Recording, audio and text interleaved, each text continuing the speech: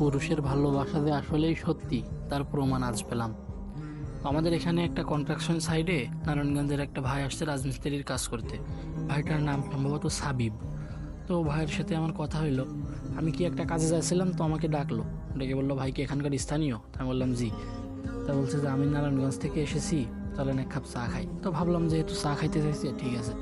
তো চা খাইতে খাইতে সে আমারই গল্প করলো যে সে নাকি অনেক সম্ভ্রান্ত একজন পরিবারের সন্তান। তার বাবার নাম বললো, আমি একবারই চিনে গেলাম যে তার বাবার নাম। আপনারা বললে আপনারাও চিনবেন, কিন্তু প্রাইভেসির কারণে আমি নামটা বলবো না। তো বলছে যে সে এত সম্ভ্রান্ত ফ্যামিলির ছেলে হলেও কেন রাজমিস্ত্রির কাজ করেছে। আমি তাদের জিজ্ঞাসা করলাম যে ভাই কারণ কি?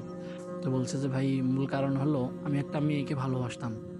তো এই মেয়েটা আমাকেও ভালোবাসতো। বাসা থেকে মেনে না নেওয়ার কারণে আমরা দুজনেই পরিবার থেকে পালিয়ে বিয়ে করি। বিয়ে করার পর আমার বাসা থেকেও মেনে নেয়নি, ওর বাসা থেকেও মেনে নেয়নি। তো আমরা ঢাকায় গিয়ে থাকতাম। থাকার পরে মেয়েটা যখন একটু স্টাবলিশ হলো, আমার সাথে থাকতো, তো আমি বাসা থেকে আমার আম্মু আমাকে বেশ কিছু জিনিসপাতি দিয়েছিল, ওইগুলো বিক্রি করে সংসার চালাচ্ছিলাম।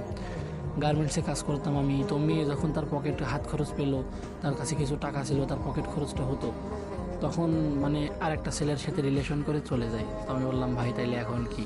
তা বলে এই যে এখন রাজমিস্ত্রির কাজ করে খাচ্ছি। তা আমি বললাম যে আপনার বাসায় যদি বলেন এখন এই অবস্থায় ফিরিয়ে নেবে না? তা বলে যে না, আব্বুকে বলছিলাম, আব্বু আমাকে ত্যায্যপুত্র করে দিয়েছে। এবং কান্না করতে করতে আরও বলল যে সম্পূর্ণ দোষটা আমারই ছিল, যে আমি তাকে নিঃস্বার্থভাবে ভালোবেসেছিলাম। এবং কথাটা 100% সত্য। এই ঘটনাটা আজ সকালবেলা আমার সাথে ঘটছে। এবার বলেন যে বেটা মানুষ মানেই স্বার্থপর।